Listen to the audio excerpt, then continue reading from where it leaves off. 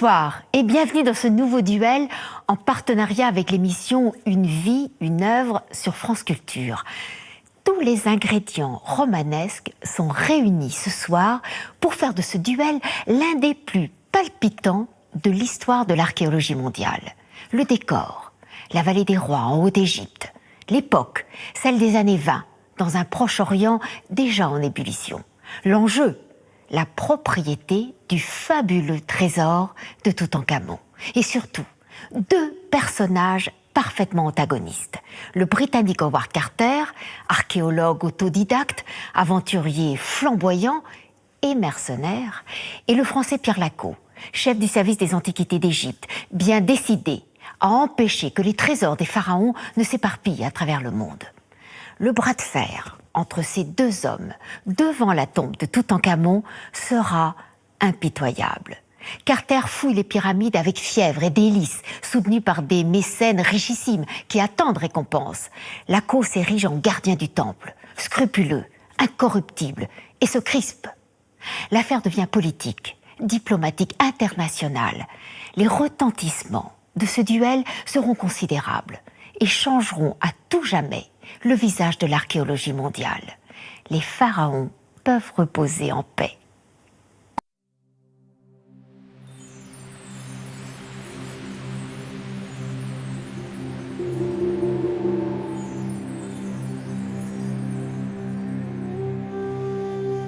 Dans une salle obscure du musée du Caire, la magie de la plus importante découverte archéologique du XXe siècle opère encore. Toutankhamon n'a rien perdu de sa superbe. C'est une découverte extraordinaire, ça c'est sûr. Tous ces 2 tonnes d'or qui sont retrouvées. C'est le fantasme Ali Baba, ce que j'appelle moi le fantasme Ali Baba. C'est la tombe la plus incroyable qui a été découverte intacte, avec presque tous les objets à l'intérieur. Du point de vue de l'égyptologie, c'est très important car cela marque un changement dans la manière de fouiller. Toutankhamon est absolument la plus importante découverte archéologique au monde.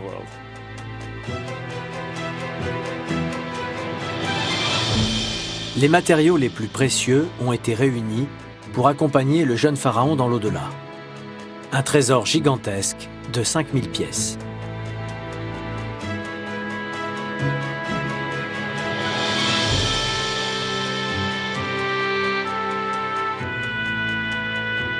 Pourtant, le visiteur ignore que cette découverte fracassante, ce rêve inespéré, s'est transformé en un véritable cauchemar. Sur fond de rivalité politique, entre l'anglais Howard Carter, l'aventurier convoitant le fabuleux butin égyptien, et le français Pierre Lacaud, le gardien du temple, prêt à tout pour protéger ce trésor. Un duel qui va changer à tout jamais le sort des fouilles archéologiques.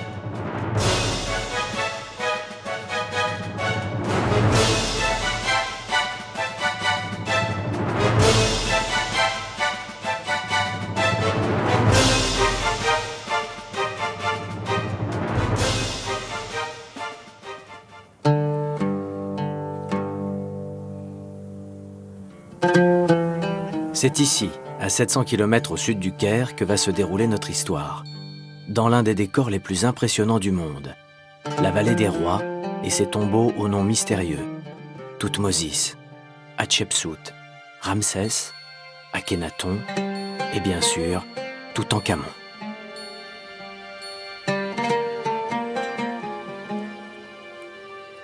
Depuis le 19e siècle, les explorateurs du monde entier se sont laissés envoûter par ce site fascinant où va naître la confrontation entre Howard Carter et Pierre Lacaud.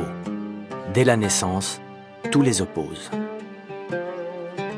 Pierre Lacaud naît en 1873 dans une famille aisée. Son père est architecte. Lacaud grandit à Paris. Il est d'emblée appelé à faire de brillantes études. Il avait des premiers prix de tout, sauf des mathématiques. Là, les mathématiques, je sais pas s'il a jamais su que 2 et 4. Non, ça, lui, complètement, ça ne l'intéressait absolument pas. Mais les langues anciennes l'intéressaient, il faisait du grec, du latin. En revanche, rien ne prédispose Howard Carter à devenir l'une des grandes figures de l'égyptologie. Né un an après Pierre Lacot, en 1874, dans une petite ville de l'Est de l'Angleterre, il grandit dans un milieu modeste. Il ne vient pas d'une famille très sensible à l'égyptologie. Il vient d'une famille d'artistes. Et c'est de cette manière qu'il a commencé à étudier l'ancienne Égypte. À l'âge de 17 ans, il part en Égypte et commence à travailler sur des fouilles comme aquarelliste. En 1891, Howard Carter arrive très jeune dans un pays plein de contradictions. L'Égypte est un protectorat qui ne dit pas son nom, dans lequel les Anglais contrôlent le pouvoir politique. Mais ce sont les Français qui chapeautent l'égyptologie.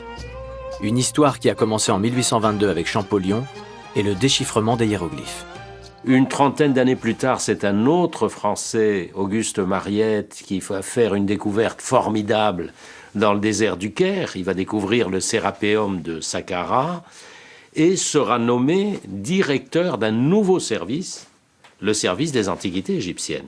Et c'est un poste que les Français vont occuper pendant un siècle, jusqu'en 1952. Il y a une sorte de partage, aux Britanniques l'Égypte moderne, aux Français l'Égypte ancienne, et ça passe tout simplement par le contrôle, presque un impérialisme sur le service des antiquités de l'Égypte. C'est qu'en France, depuis la Révolution, tout ce qui est culture est une affaire d'État et est très largement cadré par l'État. Alors que dans les pays anglo-saxons, Grande-Bretagne mais aussi États-Unis, la culture est une affaire privée. Un mécénat privé qui rapporte.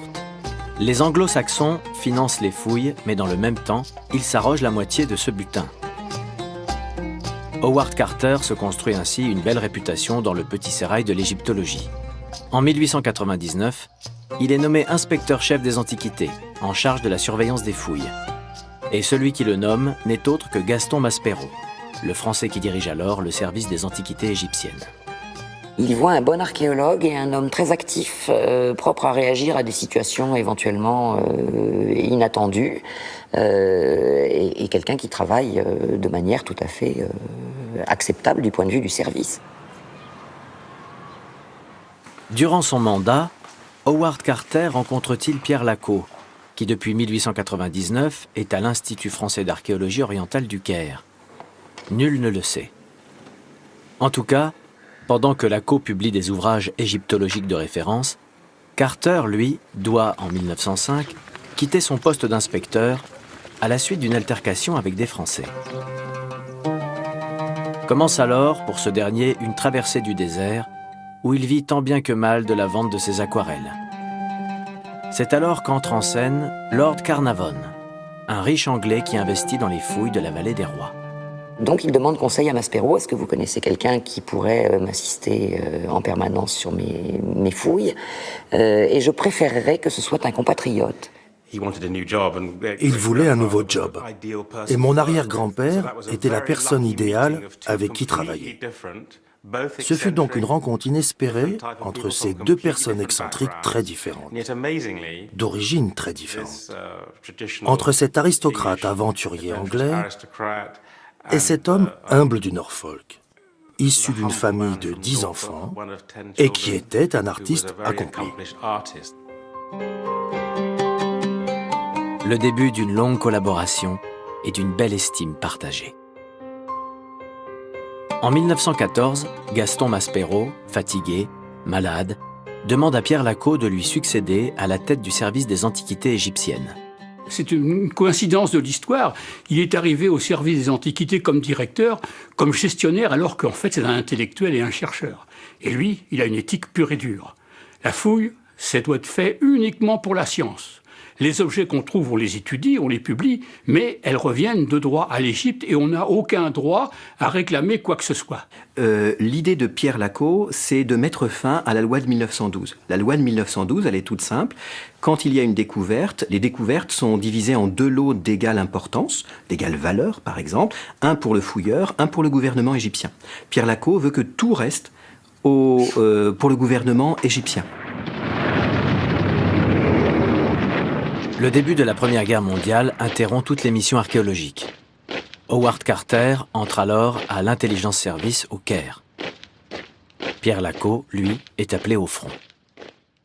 Et le consul général du Caire, qui a peur que les Britanniques ne profitent de l'absence de Pierre Lacaux pour s'emparer de ce poste, demande tout simplement à ce que le Quai d'Orsay fasse pression sur le ministère de la Guerre pour obtenir que Pierre Lacaux revienne en Égypte. Le Quai d'Orsay obtient cette dispense, mais Pierre Lacaux, qui la reçoit dans la tranchée, montre déjà sa rigueur morale en refusant d'être exempté. Je viens vous prier instamment, monsieur le ministre, de bien vouloir ne pas donner suite à votre projet. Il m'est moralement impossible de quitter mon poste à l'armée. Cela me serait profondément pénible. Pendant la guerre, les Anglais colonisent définitivement l'Égypte. L'occasion de grandes manœuvres du côté de l'égyptologie. Ça veut dire que dès la fin de la guerre, les égyptologues britanniques ont fait pression auprès du Foreign Office pour obtenir que le départ du directeur français et que, pourquoi pas, un directeur britannique soit nommé. C'est notamment le cas de Lord Carnarvon, qui est très bien introduit et qui écrit en décembre 1918, à Lord Balfour, qui lui écrit cette phrase très élégante « Archaeology should everywhere follow the flag », ce qui signifie « l'archéologie devrait en tout lieu suivre le drapeau ». Il faut dire qu'entre-temps, Carnarvon, grâce à Howard Carter, a fait avancer ses fouilles sur plusieurs sites de la vallée des Rois et en a récupéré la moitié pour son propre compte. Carnarvon et Carter ont aussi prévu de rétrocéder une partie de leurs fouilles à leur cofinanceur, le Met, Metropolitan Museum de New York. Aussi, quand Lacaux revient à son poste en 1917, Carter, inquiet, écrit au directeur du Met. Lacaux, comme vous le savez sans doute déjà, est de retour et a repris les rênes des commandes. C'est certes un gentleman qui travaille bien, mais il est un peu tatillon en matière de division des fouilles. Et en effet, dès avril 1918, Lacaux écrit à Carter « Il faut que les fouilleurs n'aient plus droit à la moitié, mais adoptent seulement ce que le gouvernement leur donnera quand il aura pris la part qui doit rester en Égypte, sans discussion. » Une attitude que Pierre Lacaux a aussi dans sa vie privée. Situé près du musée du Caire, sa grande maison est devenue un véritable terrain de jeu pour Marie-Jeanne et Solange, ses deux filles aînées. Mais attention, on n'y trouve aucune trace d'antiquité égyptienne. Aucune. C'était l'obsession de mon père. Il disait, c'est des trésors qui appartiennent à l'Égypte, il n'y a pas de raison qu'on emporte des choses. En 1922, voilà 5 ans qu'Howard Carter remue en tous sens le sol de la vallée des Rois. Il est persuadé de pouvoir y retrouver la tombe d'un roi dont il existe peu de traces, Toutankhamon. D'abord, il faut voir aussi la vallée des Rois. C'est de la pierre partout, c'est pas très engageant. Donc, il faut vraiment le vouloir pour croire que sous ces pierres, et en fait c'est vrai, il peut avoir d'autres tombes. Ça a duré de 1917 à 1922. Je ne parlerai pas de flair, mais plutôt d'opiniâtreté. Howard Carter est persuadé d'être près du but. Il supplie son mécène, Lord Carnarvon, de financer une dernière saison de fouilles. En juin 1922, il y a une fameuse réunion ici au château de Highclere. Et mon arrière-grand-père commence à dire à Howard Carter « On a perdu beaucoup d'argent, beaucoup de temps. Est-ce que cela vaut vraiment la peine de poursuivre ainsi cette recherche ?» Vous savez, la vallée des Rois, c'est un site qui est quand même gigantesque. Alors à un moment donné, il a fallu resserrer un petit peu finalement les secteurs de recherche dans le nécropole. Et c'est petit à petit, dans un secteur qui touche la tombe de Ramsès VI ici, voyez-vous, entre cette tombe de Ramsès VI et la tombe de Ramsès II, que les recherches finalement ont progressé. Alors Carter a repris un petit peu le cheminement de ses prédécesseurs, et puis petit à petit, eh bien, il est venu à travailler dans ce secteur, qui est le secteur où il allait retrouver le 4 novembre 1922 la fameuse tombe de Toutankhamon.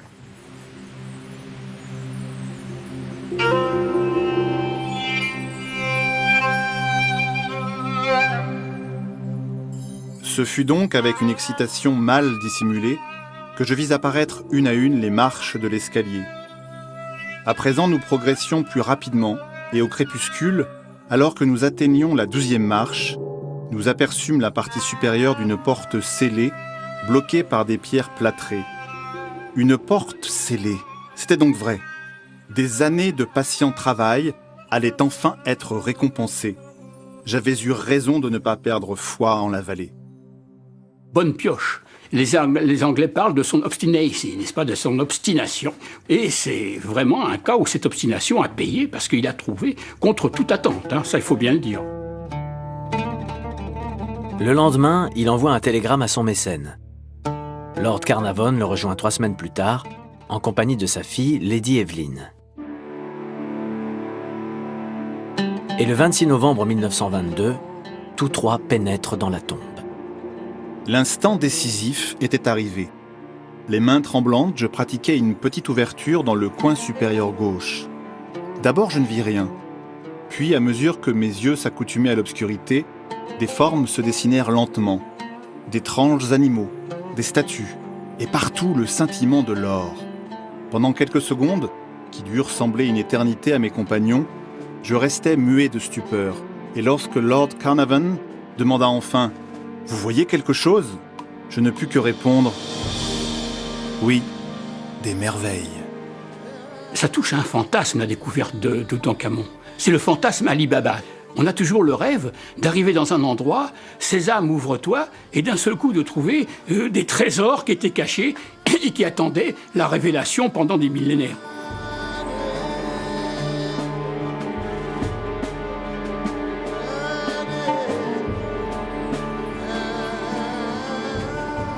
Et la présence de l'or. L'or a toujours fait rêver. Et ça fait de cette découverte quelque chose d'extraordinaire. Parce qu'il y a plein de choses qui suscitent notre imagination. Ce roi tout jeune qui vient s'éveiller avec cette masse d'or et des choses extraordinaires, sont même très belles.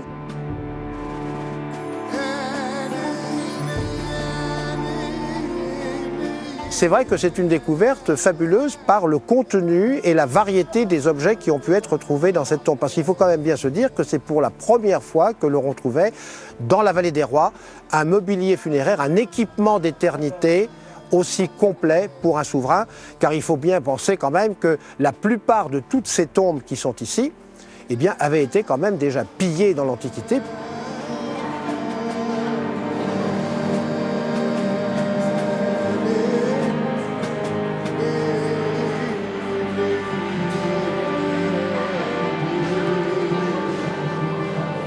Si vous demandez à l'Égyptien moyen les noms qui lui sont les plus typiques de l'Égypte ancienne, il va vous sortir tout de suite Ramsès, Akhenaton, Toutankhamon.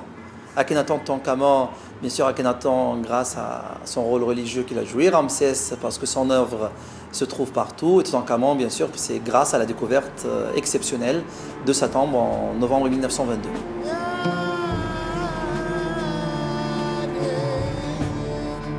On trouve à l'intérieur d'une seule tombe plus de preuves que dans toutes les autres tombes royales de l'Égypte ancienne.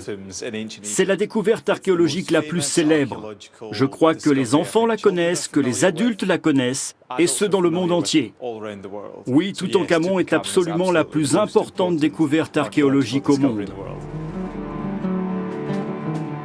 Mais la joie et l'émerveillement sont de courte durée.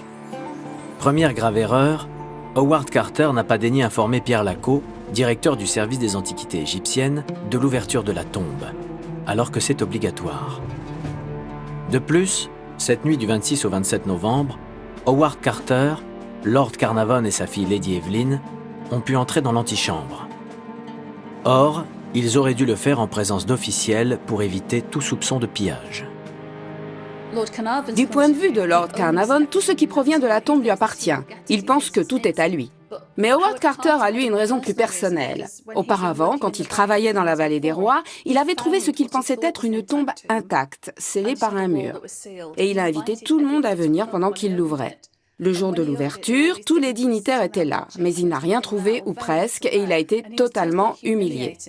Donc je pense qu'on peut excuser cette attitude, même si ce n'est pas bien, et on ne le ferait pas aujourd'hui. Je ne peux pas commenter le moment exact où ça s'est passé, mais je suis sûr d'une chose, c'est qu'ils n'ont pas commencé à sortir des choses et à les cacher, car c'est l'une des remarques qui sont faites envers Carter et mon arrière-grand-père, qu'on a accusé d'avoir pris des objets. Mais je peux vous promettre qu'ici, à Highclere, il n'y a rien, sinon je le saurais. Mais un autre événement intervient au moment de la découverte. L'Égypte est en pleine révolution.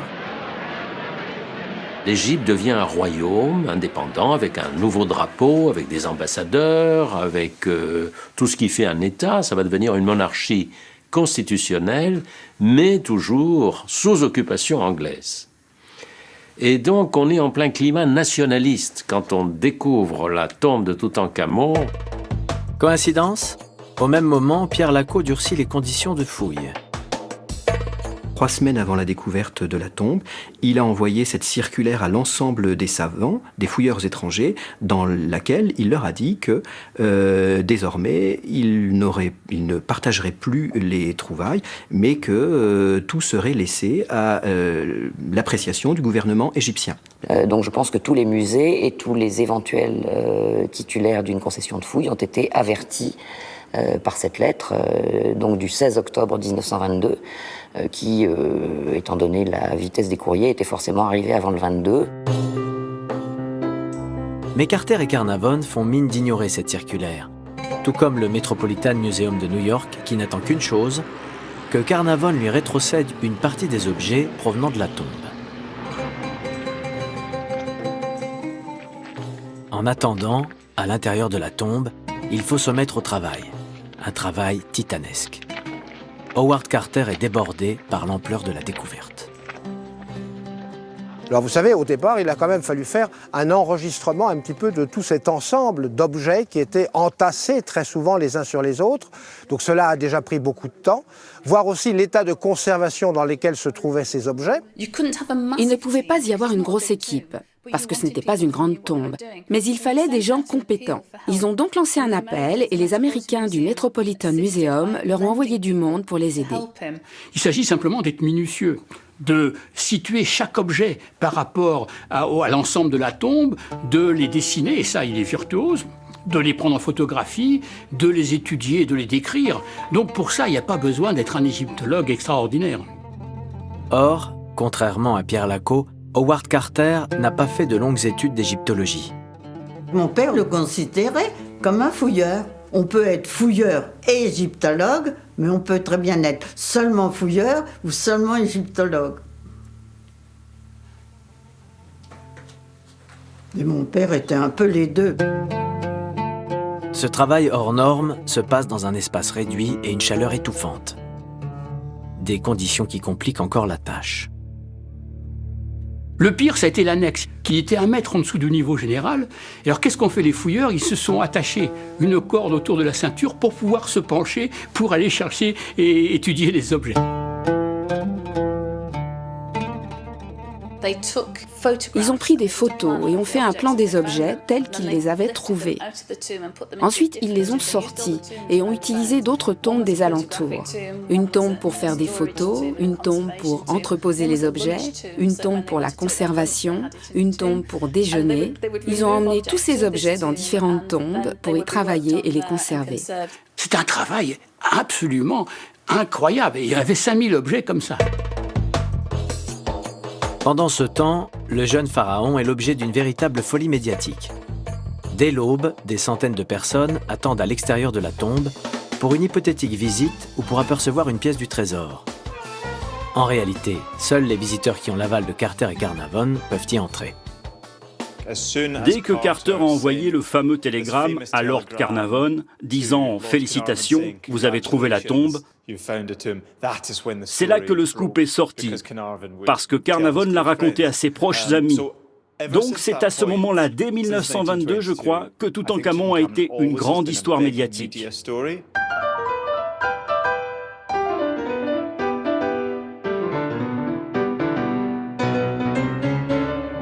Tandis que les Occidentaux envahissent les hôtels de Luxor, la mode s'empare de la figure du jeune pharaon. Bijoux, meubles, paquets de cigarettes, aucun objet n'échappe à la fièvre de Toutankhamon. Pour la première fois, une fierté nationale émerge en Égypte.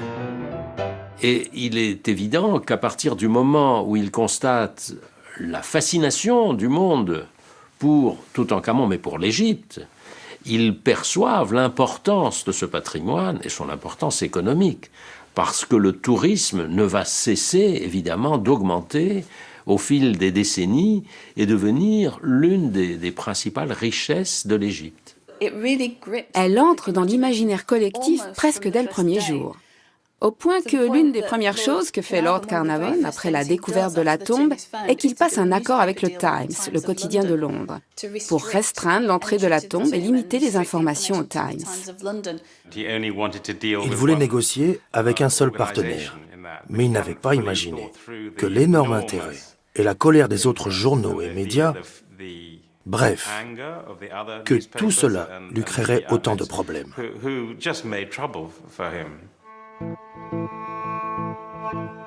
Conséquence, la presse égyptienne ne cesse, elle, de critiquer l'exclusivité du Times et les débordements autour de la tombe.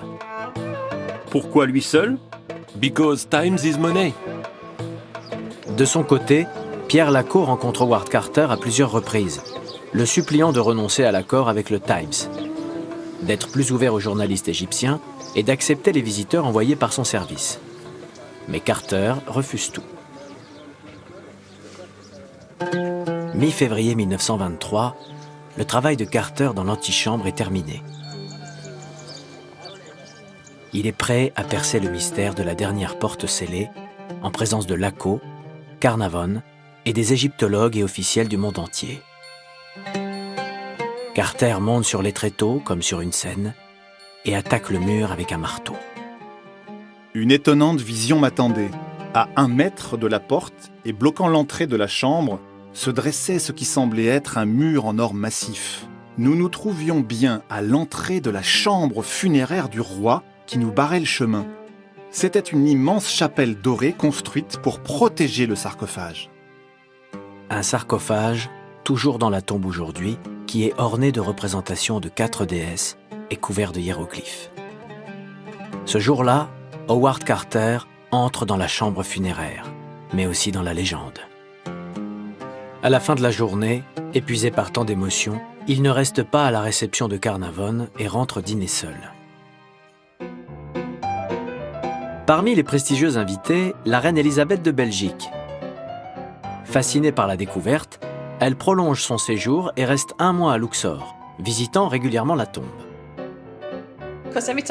Et bien sûr, à chaque fois, il devait s'arrêter et être poli avec elle. Comme ce n'était pas une grande tombe, elle s'asseyait souvent sur les objets qu'ils avaient trouvés, et ainsi de suite. Elle n'était pas la seule. C'était un gros travail scientifique, mais aussi un grand événement mondain.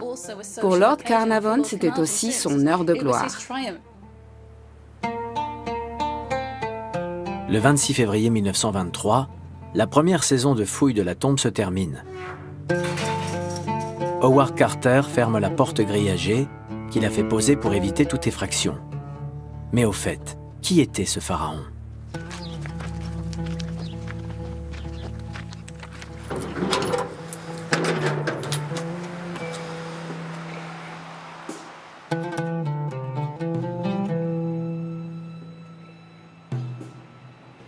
Il a commencé à régner à 10 ans. Il est mort à 19 ans. D'après l'examen de sa momie qui a été conforté, je crois qu'il n'y a plus de doute là-dessus. Donc imaginez un enfant de 10 ans qui monte sur le trône. Et quand monte-t-il sur le trône ? Il monte sur le trône à une des périodes les plus terribles de la civilisation pharaonique. En effet, Toutankhamon succède à son père Akhenaton, qui avait remis en cause le système religieux polythéiste des Égyptiens. Et ces derniers ne le lui ont pas pardonné. Ils ont supprimé Akhenaton, mais ils ont supprimé le nom de Toutankhamon aussi. Donc le malheureux, je pense que ça s'est fait à l'insu de son plein gré, disons-le carrément, il a été manipulé, mais toutes les proclamations qu'il a faites à son nom en le présentant comme restaurateur de l'ordre, ça n'a pas suffi. Retour en 1923. Quelque temps après l'inauguration de la tombe, la santé déjà fragile de Carnarvon se détériore. Il a été piqué par un moustique et en se coupant lors du rasage, cela a entraîné une grave infection.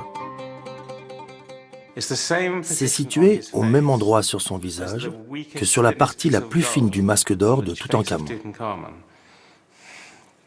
Peut-être juste une coïncidence. Il décède le 5 avril 1923 à l'âge de 57 ans. Howard Carter est désormais seul.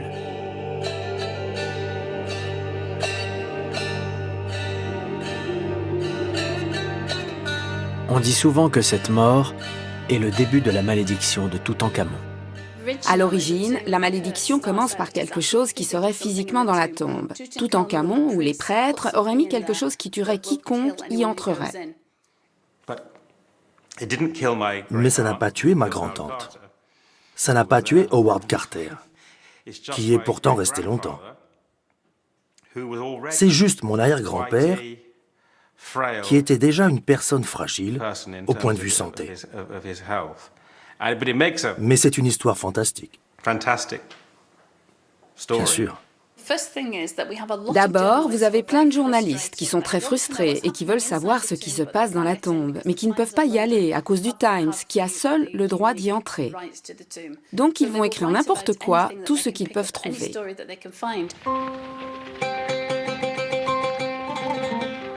En tout cas, cette mort survient alors que le nouveau gouvernement égyptien va s'intéresser de très près à la découverte. Et ça, c'est bien une malédiction pour Carter.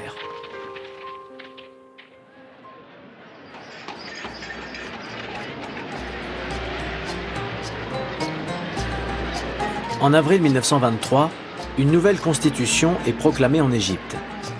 Le leader du Wafd, le parti nationaliste, Saad Zarloul Pacha, exilé depuis plusieurs années à Malte et Gibraltar, rentre au pays. À l'automne, il ne fait aucun doute que les nationalistes vont gagner les élections. Contrairement à Howard Carter, Pierre Laco est très conscient des enjeux politiques et de leur influence sur l'avenir du Trésor. Il considère qu'un ensemble aussi exceptionnel doit rester intègre et doit surtout rester en Égypte, propriété de l'État égyptien.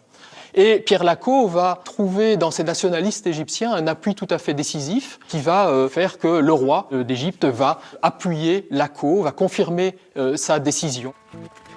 Mais la question du partage des fouilles avec le Metropolitan Museum, pourtant primordiale, reste volontairement reléguée au second plan par Carter. Dès le mois de juin, la concession est renouvelée au nom de Lady Carnarvon, la veuve du Lord, ainsi que l'accord avec le Times. Carter a accepté que les nouvelles soient envoyées au Times le soir et à la presse égyptienne le lendemain matin. Pourtant, cela ne contribue pas à calmer les esprits, bien au contraire. Les gens commencent à se poser la question. Quel droit ont donc ces Britanniques de venir ici et de prendre nos biens? Pourquoi ce n'est pas nous qui nous en occupons? Et c'est encore aggravé par l'accord avec le Times.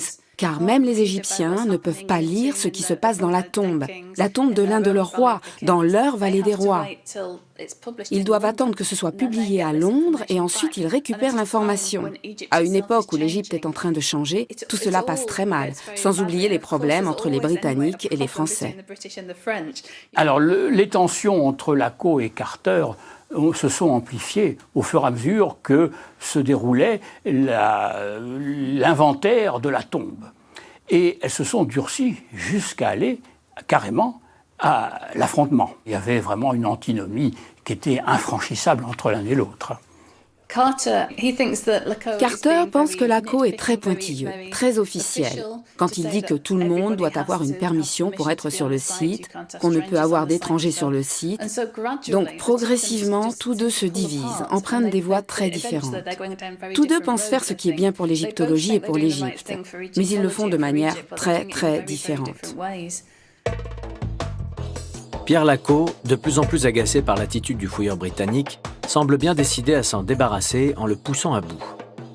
Le 1er décembre 1923, il demande à Carter une liste complète des membres de son équipe. Aujourd'hui, il est normal, lors d'une fouille, de fournir aux antiquités égyptiennes une liste des membres de votre équipe. C'était juste le début, quand Laco a mis ça en place. Mais Howard Carter l'a mal pris. Il ne pensait pas que c'était bien. En fait, il l'a pris comme une punition. Il a cru qu'on le punissait pour avoir essayé d'inclure dans l'équipe un journaliste du Times. Et comme il est Howard Carter, comme il n'est pas particulièrement diplomate et pas particulièrement poli avec les gens, il ne sait pas comment s'en tirer. Et ça devient un gros problème entre eux qui ne va cesser d'empirer. Le 10 décembre 1923, Pierre Laco durcit encore le ton. Personne ne peut visiter la tombe sans l'aval du gouvernement. Ces discussions nous ont pris, ainsi qu'à vous-même, plus de temps que nécessaire. Le gouvernement ne discute plus, mais vous transmet sa décision. Le 13 décembre, Pierre Lacau se rend lui-même à Luxor pour y rencontrer Howard Carter et appuyer cette injonction. Il refait pression pour que les journalistes du Times soient interdits d'accès au tombeau. Mais Carter considère ces exigences comme un empiètement parfaitement injustifiable. Lacau lui conseille alors sèchement de s'adresser directement à son supérieur, le ministre des Travaux publics. Le service des Antiquités de l'Égypte, comme son nom l'indique, est une administration égyptienne, et Lacau ne représente pas autre chose que l'administration égyptienne dans cette histoire. Les Américains du Metropolitan Museum font aussi pression en menaçant Carter de mettre fin à leur accord sur le financement des fouilles s'il cédait aux injonctions de Lacau.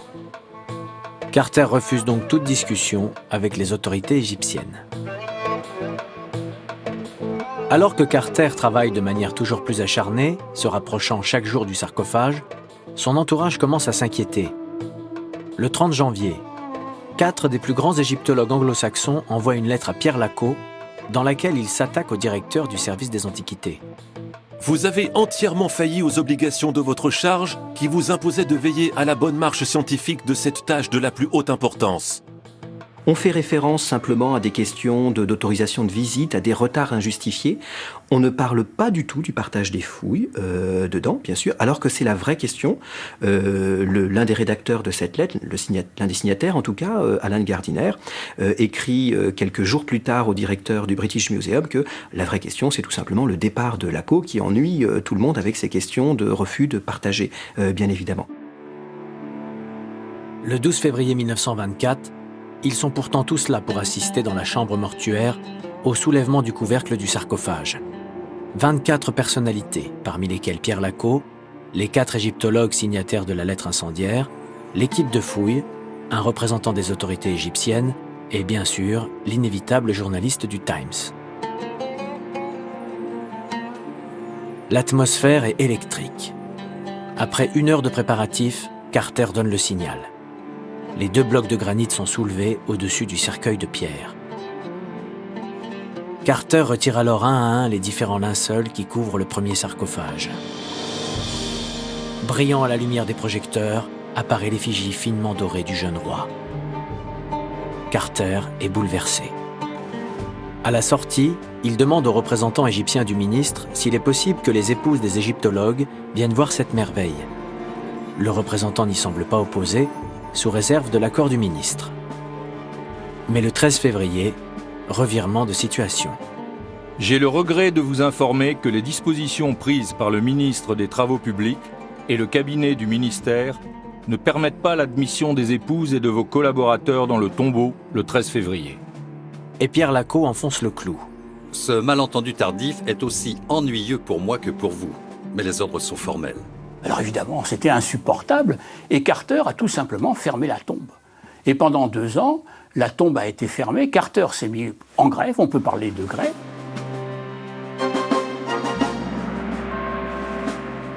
Pour appuyer son geste, il affiche une lettre au Winter Palace, le grand hôtel de Luxor, officialisant ainsi la première grève de l'histoire de l'égyptologie. En raison de restrictions et de vexations inadmissibles de la part du ministère des Travaux publics et du service des Antiquités, je me vois donc contraint de faire connaître au public que le tombeau sera fermé et les travaux suspendus. Au lieu de négocier avec les autorités, il ferme la tombe, ce qui est vraiment une erreur, parce que cela remet en cause sa permission de fouiller. Donc la tombe est fermée par les officiels égyptiens et laissée comme ça, avec le couvercle qui se balance au-dessus du sarcophage. Il l'a laissé comme ça, avec des risques terribles, effectivement. C'était une action du meurtre. Si quelque chose ou quelqu'un le dérangeait pendant les fouilles, il était capable d'exploser en vol. On pourrait même dire de perdre tout contrôle. Cette réaction, c'est celle d'un homme qui est à bout, qui est fatigué depuis des mois, qui se rend compte, a compris qu'il ne pourrait pas obtenir une partie du contenu de la tombe de Toutankhamon. Il est excédé par tout ce qu'il considère être des vexations. Il l'a déjà fait dans le passé. C'est pourquoi il avait perdu son poste aux Antiquités il y a de nombreuses années. Il aurait dû s'excuser pour un problème très bénin, mais ne l'avait pas fait. Et il semble que c'est encore la même chose. Un petit problème, mais qui a pris d'énormes proportions. Et il ne s'excusera pas, il ne reculera pas, il ne cherchera pas de solution. Le lendemain, le Times relaie l'indignation de Carter et se décide à publier la lettre réquisitoire des 4 égyptologues, tandis que la presse française et égyptienne prend fait et cause pour Pierre Laco et le gouvernement égyptien. Le conflit se transforme alors en guerre franco-britannique, où les Français sont soutenus par les Égyptiens. Le 16 février, l'égyptologue anglais Alan Gardiner demande même au Premier ministre britannique d'intervenir. Pour lui, Laco est à l'origine de tous ces incidents et tous les savants de Luxor sont d'accord pour se débarrasser de lui. Néanmoins, certains égyptologues du Met commencent à émettre des doutes sur Howard Carter. Le haut-commissaire britannique en Égypte rapporte cela dans un télégramme au Foreign Office. Le professeur Brusted et ses collègues me disent que Carter est dans un effondrement nerveux si sérieux que s'il n'est pas mentalement irresponsable, il est totalement incapable de prendre les décisions que la situation exige. Une semaine après la grève de Carter, une escouade de policiers arrive sur le lieu de la tombe. À leur tête, Pierre Laco. Aidé de serruriers, il force l'entrée de la tombe dans laquelle il peut enfin sécuriser le sarcophage. Dans le même temps, la concession de la fouille est retirée à Howard Carter. Le 6 mars, une nouvelle inauguration a lieu. Un train spécial transporte les membres du Parlement entre le Caire et Luxor. Tout au long des 700 km de trajet, ils sont acclamés par des centaines de milliers d'Égyptiens qui hurlent leur attachement à Zarloul, le leader nationaliste, et leur hostilité envers les Anglais et Carter. Une victoire somme toute plus politique qu'archéologique.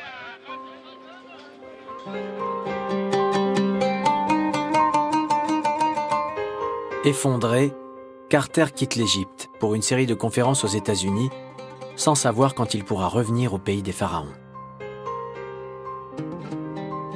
Laco demande alors à une commission d'Égyptiens d'établir un inventaire du tombeau.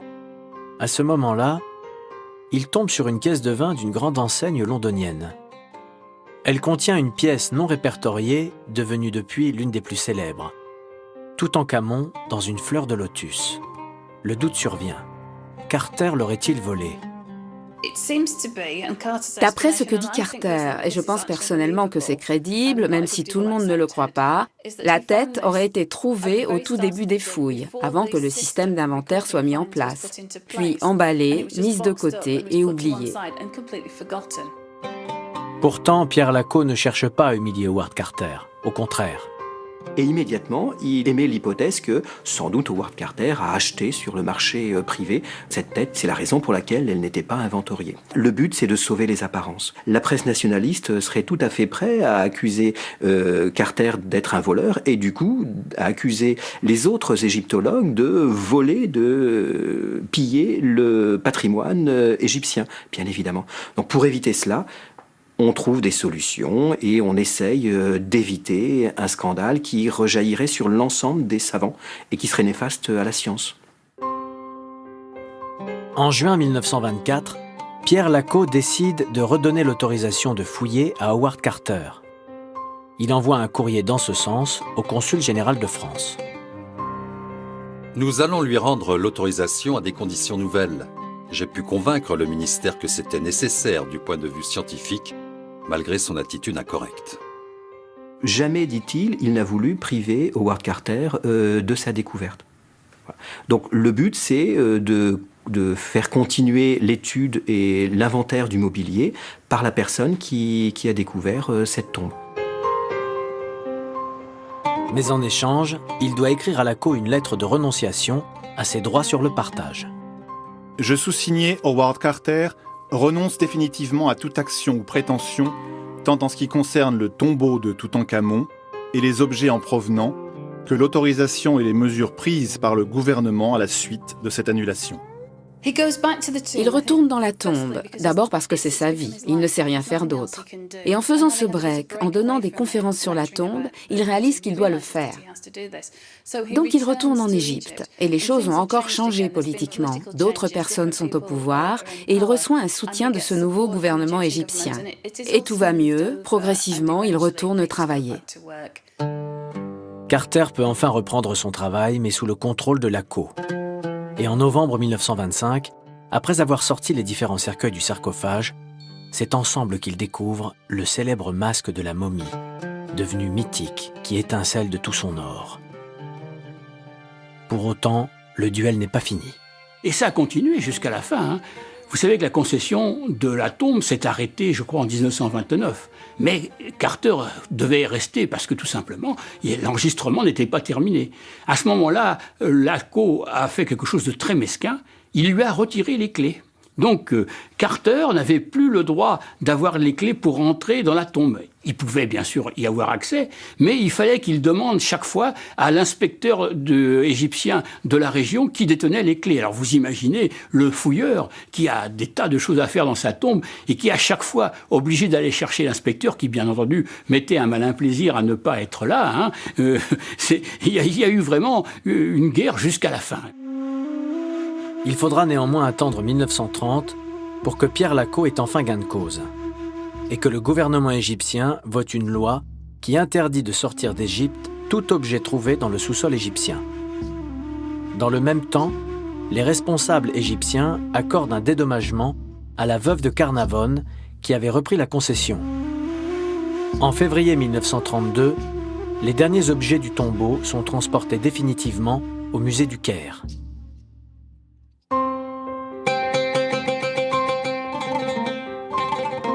Howard Carter, dont la santé n'a cessé de se dégrader, rentre en Angleterre en 1933. Durant ces dernières années, à Londres, il mène une vie mondaine. Il commence à publier des écrits sur sa découverte, mais ce travail ne sera jamais achevé. Une des raisons de l'hostilité de l'ACO à l'égard de Carter, c'est qu'il s'impatientait de la publication des fouilles. Donner les objets avec des descriptions précises, l'endroit où ils ont été trouvés, le contexte dans lequel ils ont été trouvés, la comparaison avec d'autres objets semblables, de manière à faire progresser le savoir sur l'Égypte ancienne. Or, Carter n'a pratiquement rien fait en ce sens. Il a publié 3 volumes sur Toutankhamon, mais c'est des volumes grand public. Et le plus surprenant, c'est que nous sommes en 2015. Eh bien, imaginez qu'en 2015, c'est-à-dire presque un siècle après la découverte de la tombe, cette tombe n'est pas encore totalement publiée de manière scientifique. Il n'était pas très instruit. Il a donc trouvé très très difficile de le faire, mais peut-être que s'il avait présenté une publication appropriée sur la tombe, peut-être alors il aurait reçu une forme de reconnaissance. Qui sait ? Il se sentait honteux de ne jamais avoir été reconnu. Sauf qu'il l'est plus aujourd'hui, à travers les programmes de télévision, les documentaires, les conférences. C'est juste triste qu'il n'ait jamais reçu la moindre récompense de son vivant.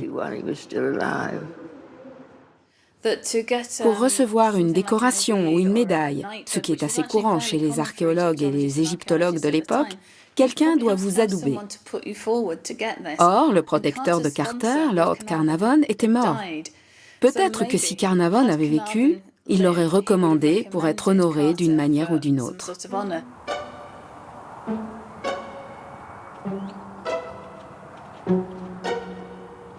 Il décède en 1939.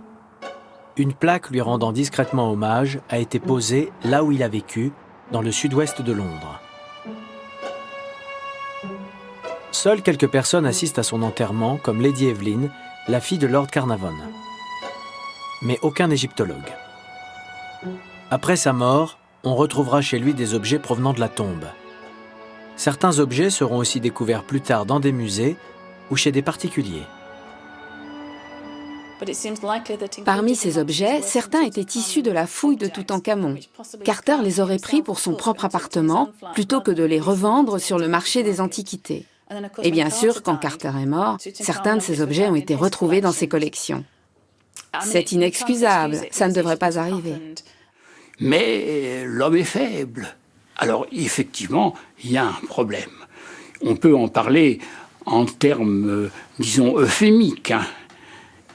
On sait de sources très sûres, qu'un grand nombre d'objets n'ont pas été enregistrés par Carter et n'ont pas été livrés au musée du Caire, mais se sont trouvés dans des collections particulières, d'où d'ailleurs ils sont, au fur et à mesure des héritages, revenus dans les musées, qui d'ailleurs ne les affichent pas tous.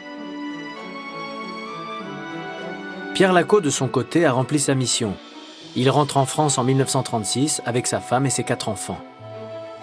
Une brillante carrière l'attend au Collège de France, où il occupe la chaire d'égyptologie pendant 9 ans. Ce grand serviteur de l'État décède en 1963, à l'âge de 90 ans. Mais ce personnage érudit reste peu connu.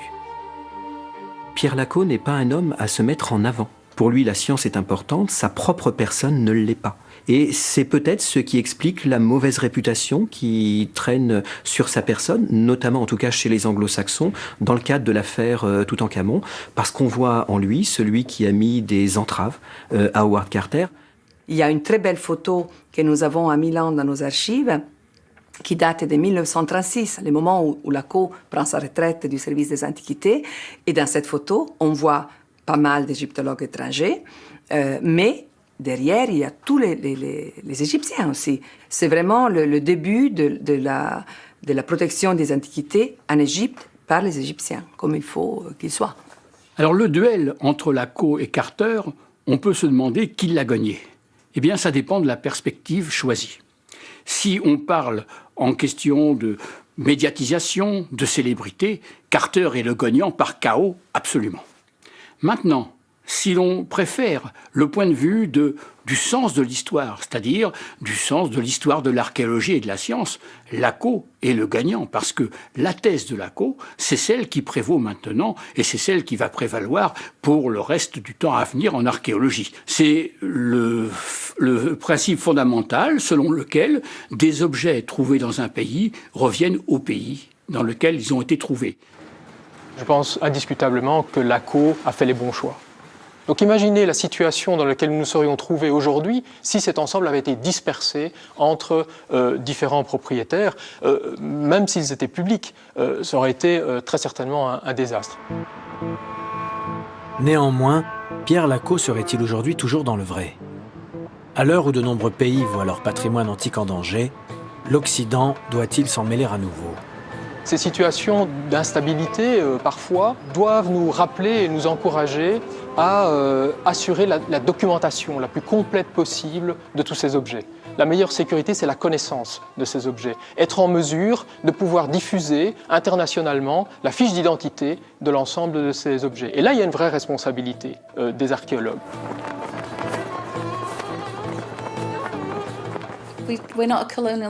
Nous ne sommes plus une société colonialiste. Nous ne devrions plus l'être. On ne peut pas demander à une nation d'ignorer son héritage. Ce n'est bon pour personne. Si quelque chose doit arriver, ça arrive. Et je pense même qu'il serait pire de suggérer de sortir les objets d'un pays. Ce serait mauvais et je pense que c'était contre cela que Pierre Lacau luttait.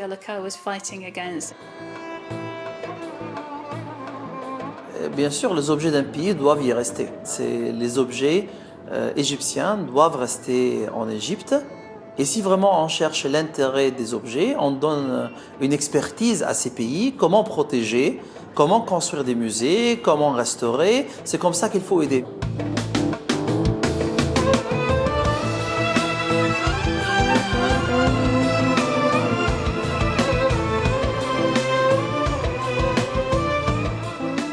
Femmes vont s'affronter la semaine prochaine.